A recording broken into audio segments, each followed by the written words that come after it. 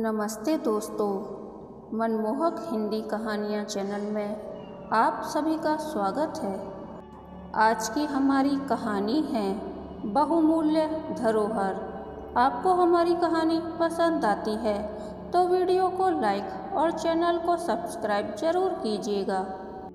Delhi railway station के भीड़ भरे प्लेटफॉर्म से उतरकर जैसे ही मैं सड़क पर आया तभी मुझे पता चला कि किसी जेब कतरे ने मेरी पैंट की पिछली जेब काटकर उसमें से मेरा पर्स गायब कर दिया था। कमीज की जेब में बची 50-60 रुपये की रोजगारी ही अब मेरी कुल जमा पूंजी थी। मुझे शहर में अपना ज़रूरी काम पूरा करने और वापस लौटने के लिए रुपयों की सख्त ज़रूरत थी। पूरे पैसे न होने के चलते मैं अपना काम निपटाना तो दूर, ट्रेन का वापसी टिकट भी कैसे ले सकूंगा, यह सोचकर बुरी तरह परेशान हो गया। इस अनजान शहर में मेरा कोई जानने वाला भी नहीं था जिससे मैं कुछ रुपए उधार लेकर अपना काम चला सकूं। हाथ में अपना सूटकेस थामे मैं टहलते हुए सड़क पर यूं ही चला जा रहा था। शाम के 5:30 बजने को थे। सर्दी का मौसम था।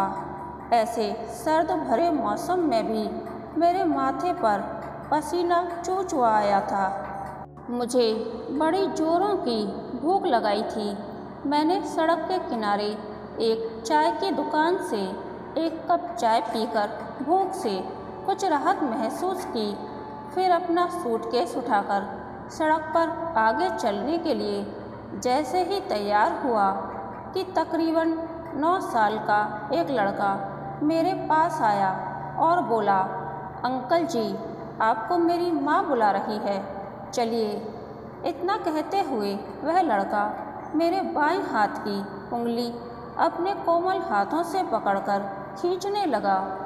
मैं उस लड़के को अपलक देखते हुए पहचानने की कोशिश करने लगा, पर मेरी कोशिश बेकार साबित हुई। मैं उस लड़के को बिल्कुल भी नहीं पहचान सका था। अगले ही पल मेरे कदम बरबस ही उस लड़के के साथ उसके घर की ओर बढ़ चले। उस लड़के का घर चाय की दुकान से कुछ ही दूरी एक गली में था। मैं जैसे ही उसके दरवाजे पर पहुंचा तो उस लड़के की माँ मेरा इंतज़ार करती नजर आई।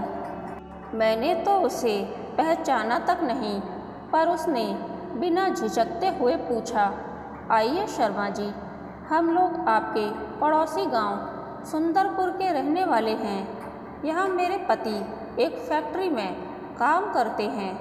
मैं अभी डबल रोटी लेने दुकान पर गई थी तो आपको पहचान गई।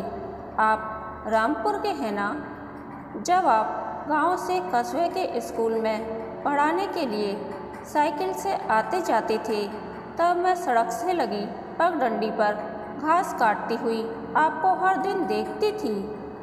कभी कभी तो आप मेरे कहने पर मेरा घास का गट्ठर भी उठवा दिया करते थे। पल भर में ही मैं उस लड़के की माँ को पहचान गया था। 10 साल पहले की बात है। तब मैं गांव से साइकिल चलाकर कस्बे के एक प्राइवेट स्कूल में पढ़ाने जाया करता था। उस समय शायद यह औरत तकरीबन 16-17 साल की थी।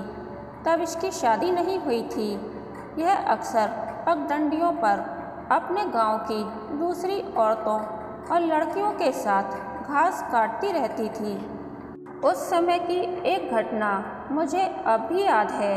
एक दिन मैंने उन सभी घास वालियों को बहुत भला बुरा कहते हुए उन पर चोरी का इल्ज़ाम लगाया था।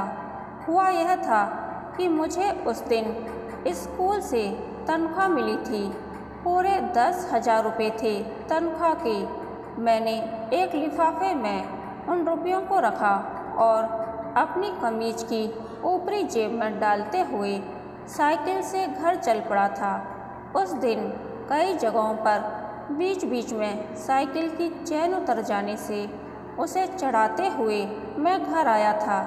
घर आने पर पता चला कि मेरा रुपयों वाला लिफाफा साइकिल की चैन चढ़ाते समय रास्ते में कहीं गिर गया था।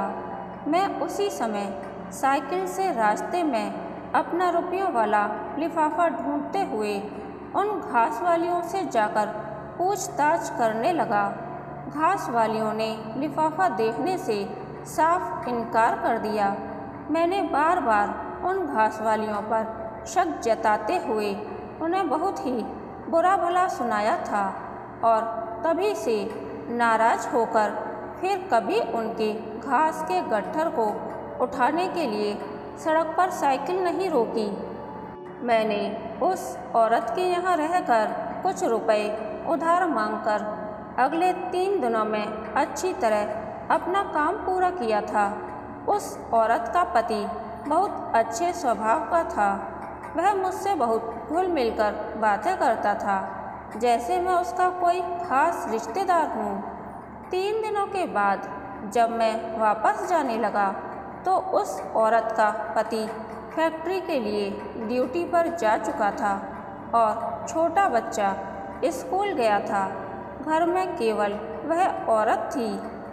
मैंने सोचा कि चलते समय किराए के लिए कुछ रुपए उधार मांग लूं और घर जाकर रुपया मनी ऑर्डर कर दूंगा। मैं उस औरत के पास गया और उससे उधार के लिए बतौर रुपया मांगने ही वाला था कि तभी वह बोली, भाई साहब, अगर आप बुरा न माने तो मैं आपकी एक बहुमूल्य धरोहर लौटाना चाहूँगी।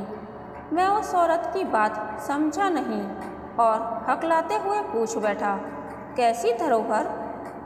उसने मुझे पूरे 10,000 रुपये लौटाते हुए कहा, सालों पहले आपने एक दिन सभी घास वालियों पर रुपए लेने का जो इल्ज़ाम लगाया था वह सच था। जब आप साइकिल की चैन चढ़ा रहे थे तो आपके रुपए का लिफाफा ज़मीन पर गिर पड़ा था और आपको रुपए गिरने का पता नहीं चला था।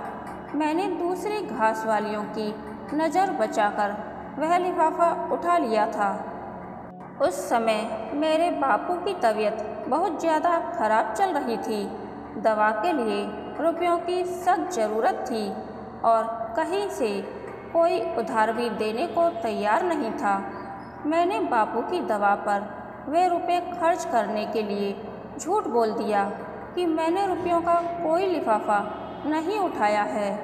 फिर तो उन रुपयों से मैंने अपने बापू का अच्छी तरह इलाज कराया और वे बिल्कुल ठीक हो गए। उनकी जान बच गई। इसके बाद मुझे आज तक यह हिम्मत नहीं हुई कि सच बोलकर अपने झूठ का पछतावा कर सकूं। मैं उन रुपयों को अपने हाथ में थामे हुए उस औरत की आंखों में झांकते हुए यह सोच रहा था कि वह झूठ जो कभी किसी की जान बचाने के लिए बोला गया था झूठ नहीं कहा जा सकता, क्योंकि वह तो इस औरत ने सच की पोटली में धरोहर के रूप बतौर बांधकर अपने पाक साफ दिल में महफूज रखा हुआ था। मैं उस औरत के मुस्कुराते हुए चेहरे को एक बार फिर सच के आईने में झांकते हुए उसके नमस्ते का जवाब देता हुआ तेज कदमों से रेलवे स्टेशन की ओर बढ़ गया और चलते चलते सोच रहा था कि यह गरीब लोग उन ऊंचे अमीर लोगों से तो अच्छे हैं जो अपने स्वार्थ के लिए झूठ बोलने से नहीं चूकते। कहानी के अंत तक बने रहने के लिए धन्यवाद। यह कहानी आपको कैसी लगी प्लीज़ कमेंट करके बताइए।